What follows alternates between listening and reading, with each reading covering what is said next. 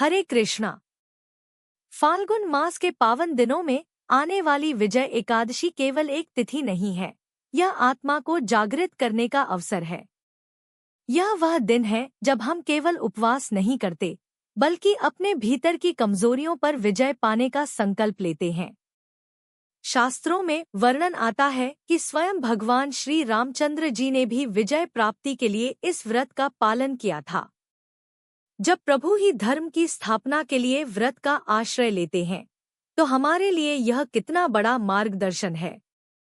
स्वयं ब्रह्मा जी ने देवर्षि नारद से कहा कि इस एकादशी का पालन करने वाला मनुष्य दोनों लोकों में विजय प्राप्त करता है। यह विजय केवल बाहरी परिस्थितियों पर नहीं, बल्कि अपने मन, अपनी इंद्रियों और अपने अहंकार पर विजय है। यही इस व्रत की वास्तविक महिमा है। इस बार विजय एकादशी 13 फरवरी 2026 को आई है और इसका पारण 14 फरवरी 2026 शनिवार के दिन किया जाएगा। पारण का निर्धारित समय प्रातः 7:09 बजे से लेकर 10:50 बजे तक रहेगा। शास्त्रों के अनुसार इसी निर्धारित समय के भीतर पारण करना अत्यंत आवश्यक है, क्योंकि समय का पालन ही व्रत की पूर्णता है। यदि पारण उचित समय में न किया जाए तो व्रत का फल अधूरा माना जाता है।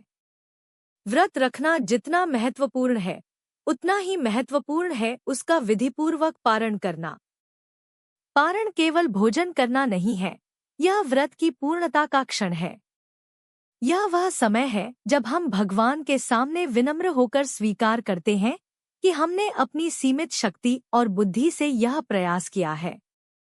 यदि कोई त्रुटि हुई हो तो वह हमें क्षमा करे और हमें शुद्ध भक्ति प्रदान करे।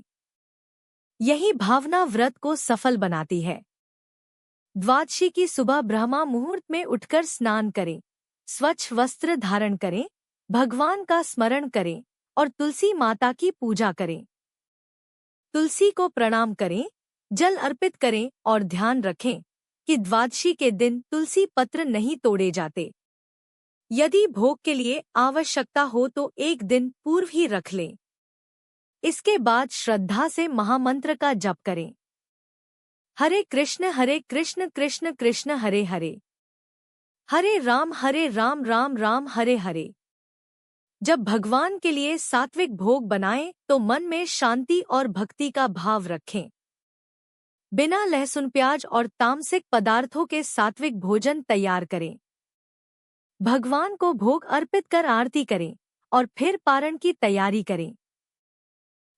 पारण से पहले भगवान के समक्ष गंगाजल लेकर प्रार्थना करें कि हे प्रभु, यदि इस व्रत में कोई भूल हुई हो तो क्षमा करें और मुझे ज्ञान एवं भक्ति प्रदान करें। इसके बाद यदि संभव हो तो किसी ब्राह्मण, वैष्णव या मंदिर में प्रसाद एवं दान अर्पित करें। दान केवल धन का नहीं, भावना का होता है। भगवान भावना को देखते हैं। यदि किसी कारण अगले दिन भी कोई व्रत हो तो शास्त्रों के अनुसार मात्र एक अन्न का दाना ग्रहण कर पारण किया जा सकता है और भगवान से प्रार्थना की जा सकती है। इसमें कोई दोष नहीं लगता, क्योंकि भगवान करुणामय है। विजय एकादशी हमें सिखाती है कि सच्ची विजय अपने मन और अहंकार पर होती है।